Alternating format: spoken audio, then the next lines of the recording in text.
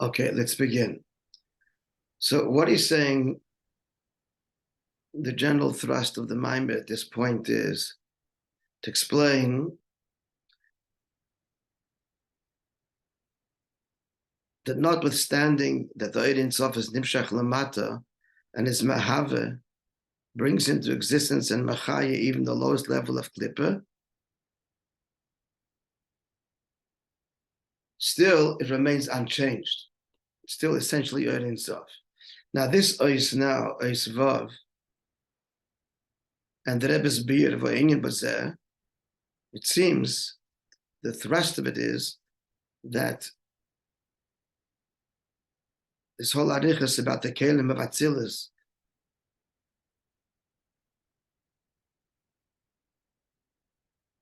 is to bring out that the kelim of Atzilus, so there's no real shinui there in the mashal of the writing, that even as you write one letter, that's the keli, still doesn't diminish in that very expression the fact that the person can write endlessly.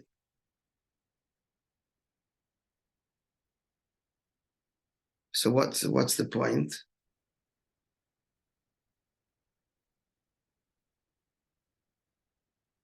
Then he concludes the ois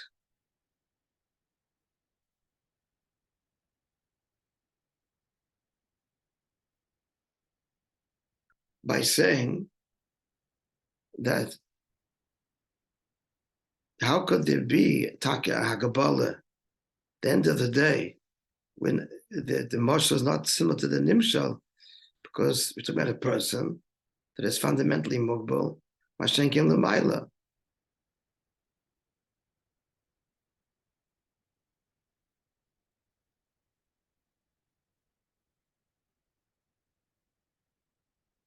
So even though the Etzem HaNefesh is higher than Akbala, this is all the question. But the Nefesh, is human being, can be expressed in writing, and it's part of it's not a miracle, it's part of being a Nefesh. But Lamaila and Atzilus, there's no limitation at all. Ein leguf leit musaguf. So how can there be Akbala of any kind? And the answer is because Yesh Lekech Begvul. The shleimus of Ein Sof is that he can express himself in Blikvul and in Gvul. That's the general idea. Again, once, friends, I'll read these 59 pages. Maybe I'm sure I'll have more to say, but that's a general thrust here. So what does he want to say?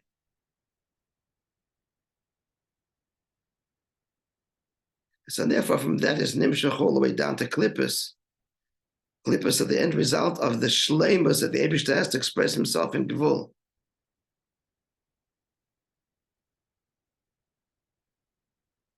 So, in the bigger context of the Maamorim, what does he want to say? That even the kelim of Atzilus is not shaykh shinui and Gvul, for sure the Ein Sof. It's all to bring out the aflo of the Ein Sof, that it surely is not subject to change and surely retains its blikvul quality, even as it's nimshach lamata. It's the makolshke. Kol ze moving, the end of the paragraph there, of Eisvo, that even the kelim of Atzilus are shaykh shinui and his spilus, the mon and the my kelim. If so, it doesn't conclude this point, but if so, this is to make us appreciate that the Ein Sof, as its nimshach lamata, is surely not subject to change. Okay, that's in general. This requires a lot of understanding. Exactly, but upon him, that's the general idea here. Again, we'll read the beer, the 59-page beer that he came out with in 770, based on Abiyel Shiurim, and we'll have more to offer, God willing, on Monday. Hope to read it by then. Now, Zion. V'yesh lo ha'isish, inyan zeh shebatzilus le'shayach shinui v'spilus, matzinu gam b'negiel la'anoge b'poel. a fascinating illustration of what is meant by the fact that although Atzilus produces Gvul, it remains unchanged. And when we say Atzilus, the Chiddush is even the Kelim of Atzilus.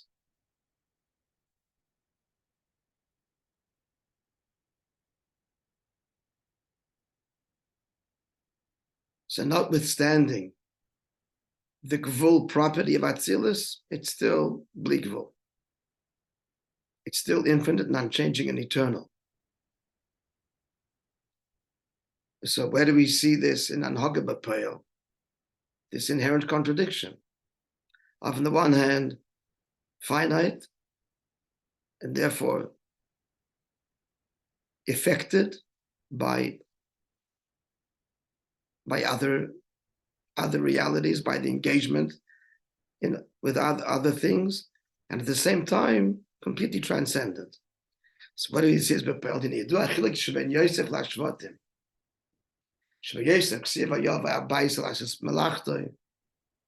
They were shepherds, but Yosef did his malacha. He came home to do his work. What's the work that he did? There in the house of Potiphar, to examine the accounting records. So he's very engaged in business, in numbers. He becomes secondary to the king. So much so is he involved in the affairs of state. Pari says, no one can dare lift their hand or head without your consent, controls and governs everything.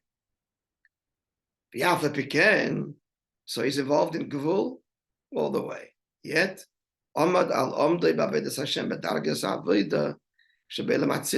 he retained his state in Avodas Hashem,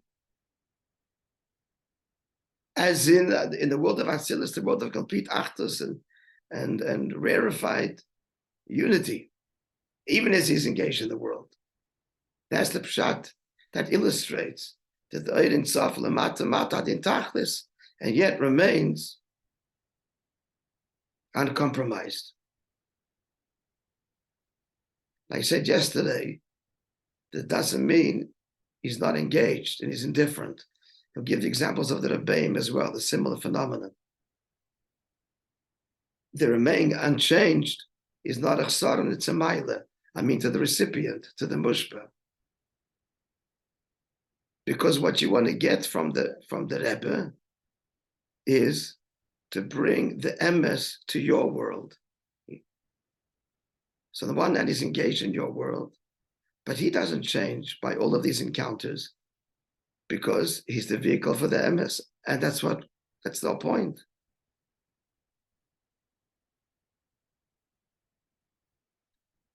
That's the whole point.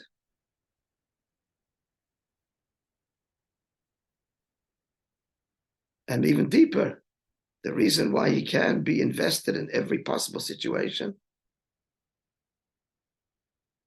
everything. There's no line that, oh, can't go there, this is too low.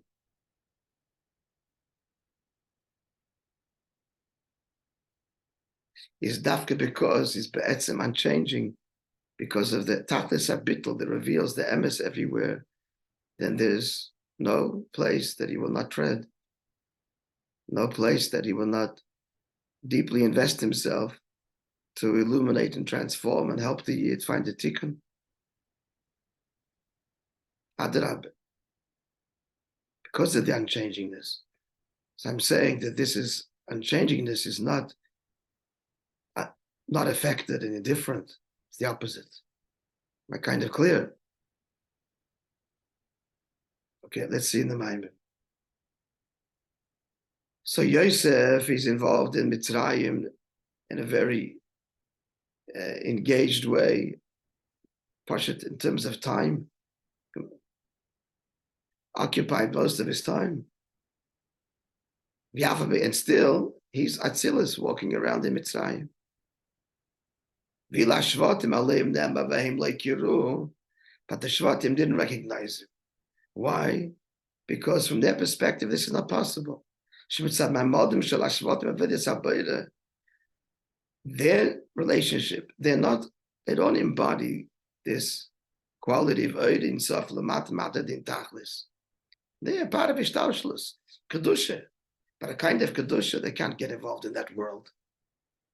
If it gets involved in that world, the Kedusha becomes compromised. That they remain therefore removed from it. So about them, therefore they didn't recognize themselves because of their mind of the Shvatim. They were shepherds. They secluded themselves, were alone outside the city, because that these matters shouldn't distract them in the service of Hashem, and therefore they couldn't recognize this. What is it? It means that they could not relate to it in terms of theoretic in seichel, yes, but not relate to it personally. In this avodah, should be Yosef. Who's Yosef? Should be Yosef. B'mayim the matzav shal yodei nasim kol prat and yom Eretz Mitzrayim. Through him, he governs all of Eretz Mitzrayim, Erev Hasaretz, which is called the nakedness of the world. Yet Yosef avidoseh ka'if and avodah b'elam Atzilus. He's the same neshama as he was in Atzilus. He's uncompromisingly pure and godly and divine, even as he's engaged intimately in Mitzrayim Erev Hasaretz.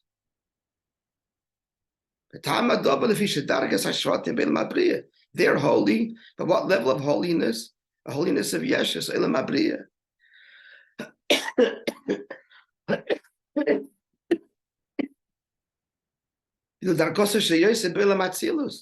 But Yosef is Elam Atzilus,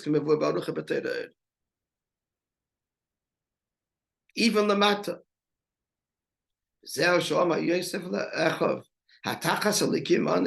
When they were at the end, they were afraid that he would exact retribution.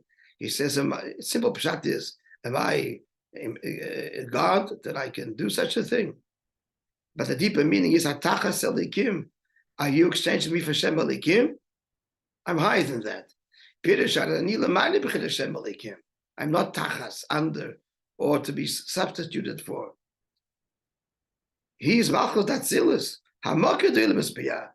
The source of Biyah.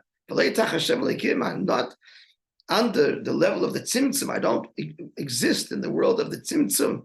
Like you.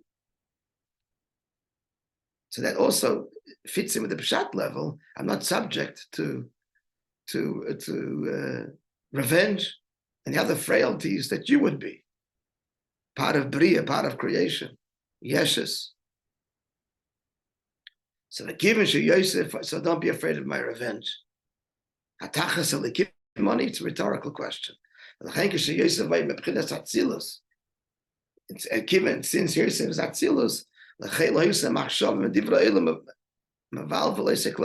his thoughts, and he had to be engaging in the world, didn't distract him at all. So this is an illustration of what? Of Ein Sof Lamata Mata Din Tachlis, engaged but unchanging.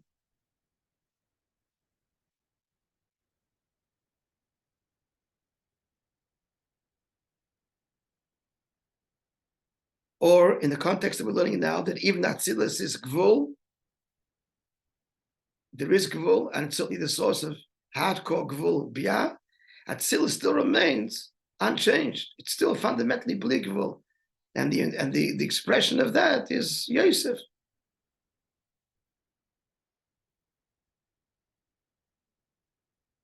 And with this, he explains this is all the Tzemach Tzedek. Be sure. Yeah. Are you sure is it Tzemach Tzedek, or maybe it's the Rebbe Marash? Following footnote 15. No. Following footnote 15, it says, footnote 16 says Shom. Shom, the original Shom. the Gimel Shittis, where this whole thing began, are in 92. L'hovin in Gimel Shittis. It's all the Tzemach Tzedek.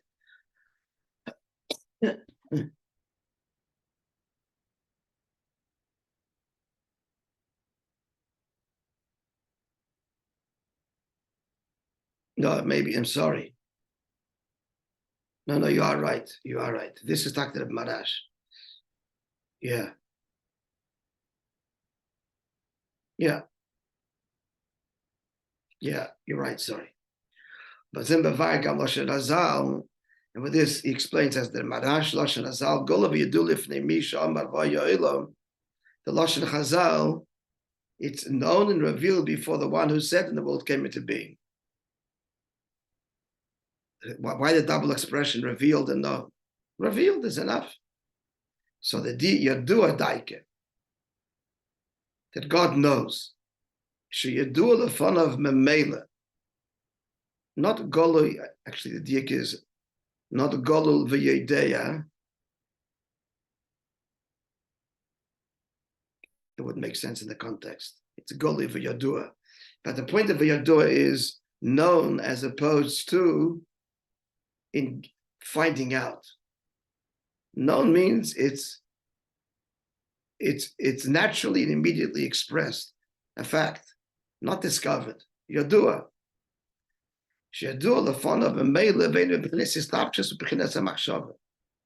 That God's knowing the world is not the way we know something that's outside of us, it's acquired. But it's v'derech memela. He knows what's going on because he knows himself. And therefore there's no change by the acquired knowledge. As it goes on to explain, this is all the Rambam. He is the knower, and he's that which is known. Even the mind of the two levels of das tacht, das elyon. Difference being das tachten is beifin shu hayedeya. He's the knower. So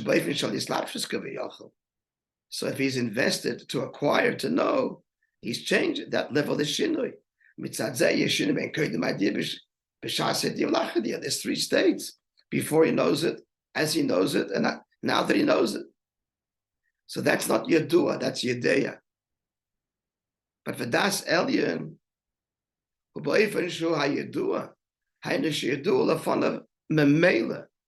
it's known.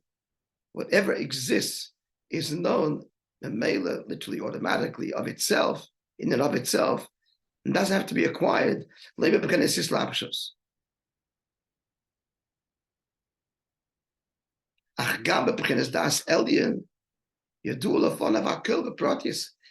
Even at this level, everything is known, all details.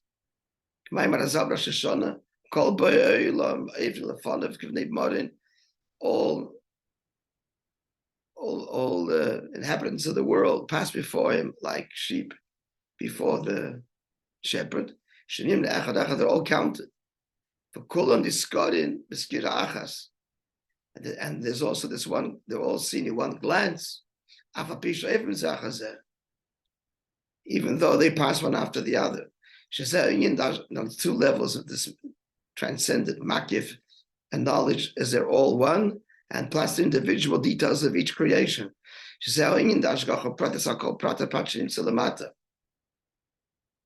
idea of Hashgacha Pratis.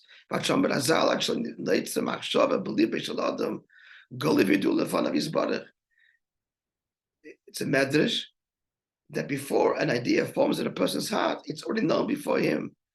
Now, what's the point of all this? It's revealed and open. He doesn't get invested in this knowledge. He knows it from himself and in the natural, of course. Let's finish the paragraph.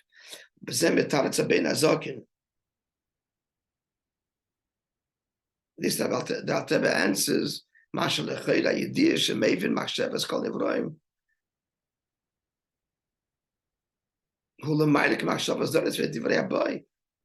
it's a compromise, asked the Alter Rebbe. If the Eibishter knows the thoughts, all the silly thoughts, the nonsense thoughts of all creations, as this Maamorim Chazal just said, before a thought enters his mind, God knows it already. So then God's entertaining machshavas zaros, extraneous thoughts with divrei avoy and matters of no consequence, to put it mildly. So the Eibishter's thoughts are sullied by our thoughts. Answer the Alter Rebbe, no. It's not like the way we acquire something which we didn't know before. Now we acquire it and we're affected and changed by it. It's revealed. Just like by Yosef. The fact that he thought about the world didn't, and had to engage in it, didn't in any way change him as being a neshama d'atzilis. Now, how does this exactly jive? So I'm going to have to read the commentary, the biurim. But l'chayre, what is he saying over here? Hashem's knowledge is from him. What does this mean?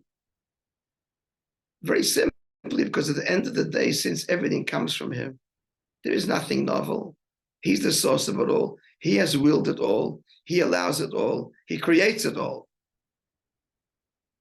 So since the truth of it all is, in essence, his desire that it be, that's the truth of this, whatever creation is, whatever thought a person has, that the Maamorim Chazal just said God already knows it before. Since all of that is his creation, it doesn't change him, because the origin is him. The origin of all of it, the person, his thoughts, is him. He has willed it, he's created it. And therefore the fact that it happens, although he's aware of it, doesn't affect a change in him. Or like that Rabbi said, machshavas zaros and divrei avoy, that now God is entertaining because he's thinking or knowing the thoughts that man has. At the end of the day, all of it is his will, his kavanah, and therefore he's not affected by it because it doesn't have its own reality. It's all his desire.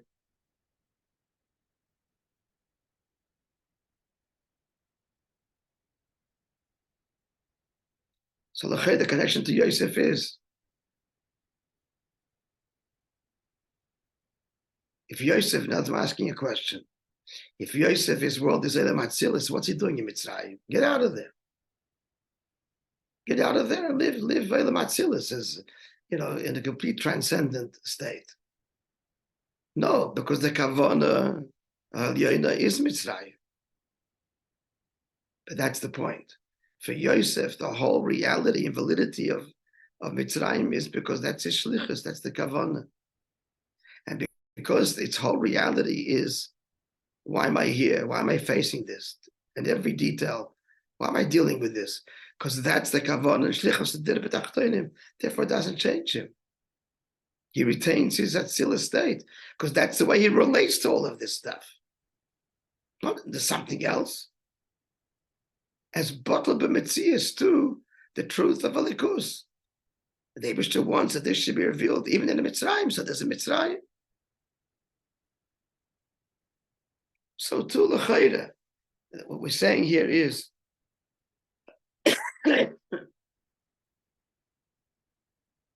Goli v'yodua, naturally, not in a way of islapshus of finding out knowledge, because where does it all start? What's the whole origin?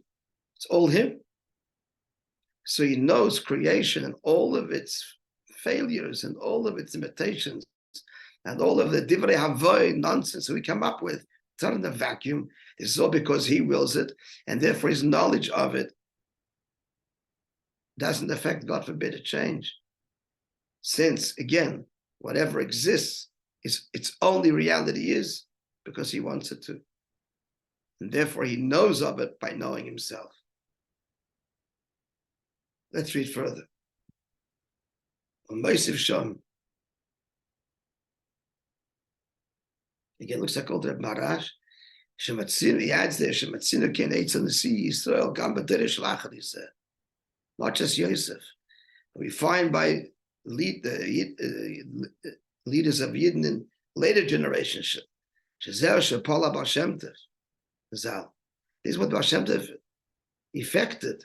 Shaf Shoy Lamata Bil Gashmi. Even though he's in this world, Shum Stira Klal. This is not a contradiction at all for him. Lias Gamkin Beilim Esel Yoinim. Why? Because what's Elam Hazeh? No less, in a way more expressive of the Kavan El Yoinim than the Elam Esel Yoinim. Kvishim Avayad, what I'm saying, the Mitzvah explained, Mashmashem Vizpalo, we've come across his friends. Kama Tfilis, Bashem Tev David, many Tfilis. God help me what? Sheyuchalo Hashiv L'Shoyle, Dovar Beis Halis Tishmasei. Mighty thing. You should be able to answer someone or ask him something while he is having Aliyas HaNeshama.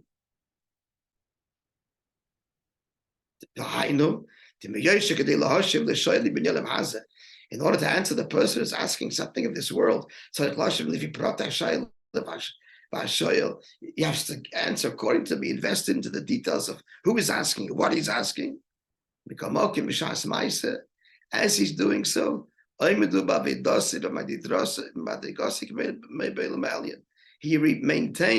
his avodah and his level like in the loftiest worlds. Why in the end? Because this is what you want. This person is not a distraction. That's your kavanah. But he was mispalel because that's not easy. Because in the Ilm Esel Yonim you're revealed and here you're concealed. So he was mispalel. They should be able to, and Hashem should give him this koyach, to be able, even as he's in dafka, in his state of the highest dvekus, to be totally aware of and engage and answer a person and the nitty-gritty of his problem. Besides Sham, the Rebbe Marash concludes there as follows: Shabbat Shabbos Kodesh, Friday night, Hayav Hashem Tev Beishlish L'Maylish L'Shachad L'Mata. He was 2/3 in heaven and 1/3 here. B'Shaya Me'achol B'Hepach. Rest of the week, the opposite. Shlish Echad L'Maylish. 1/3 in heaven, or Beishlish L'Mata, and 2/3 below. V'Hainu. Meaning to say,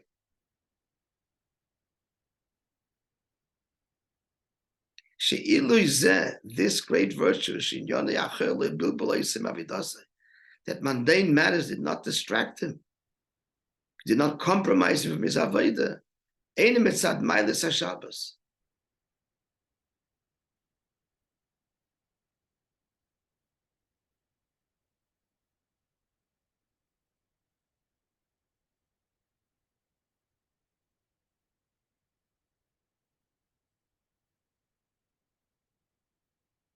Okay, let's just read this and try to understand this. Not because of the virtue of Shabbos, and because of his down get the Baal Shem Tov. So he doesn't just tell us that on Shabbos he was 2/3 above because of the mile of Shabbos. He tells us that during the week it was similar, except the proportions were different. To bring out likewise during the week, he was also to some degree l'mayla, to bring out that this was his essential state, like Yosef.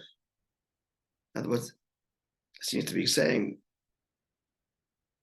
why he's telling us about his matzah during the week as well. To bring out that's not like Shabbos lifted him. This was the Baal Shem Tov's matzah. He's both Maila and Mata simultaneously, only to different degrees. That was his matzah. That's the matzah of Yosef. That's the matzah of Nesiya Yisrael.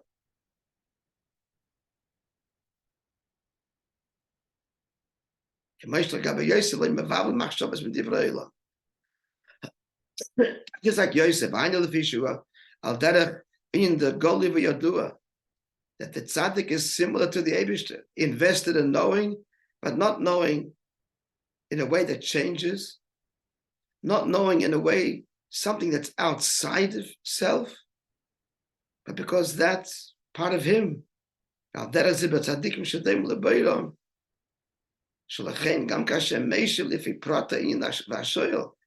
even as the tzaddik is invested in the details of the questioner, he's unaffected and unchanged because these questions of this person, that's the kavanah elyono that needs to be invested in right now.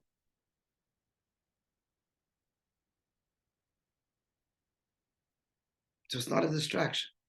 I'm adding words to this that doesn't say exactly in the Maamorim. But that's the pshat.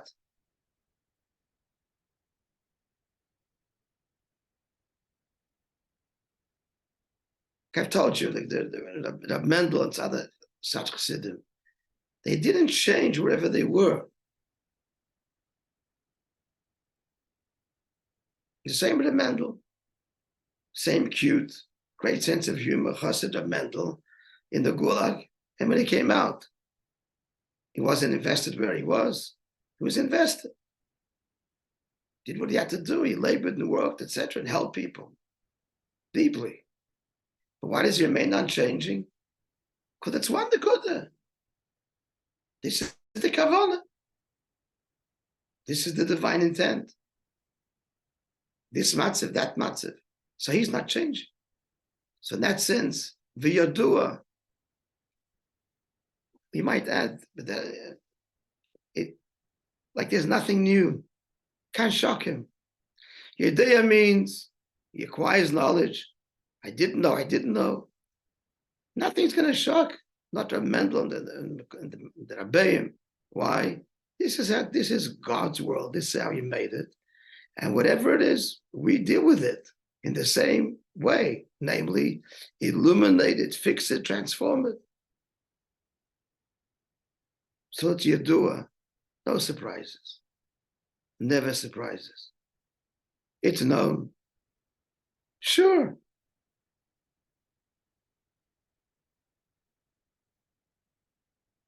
If you understand what I'm saying.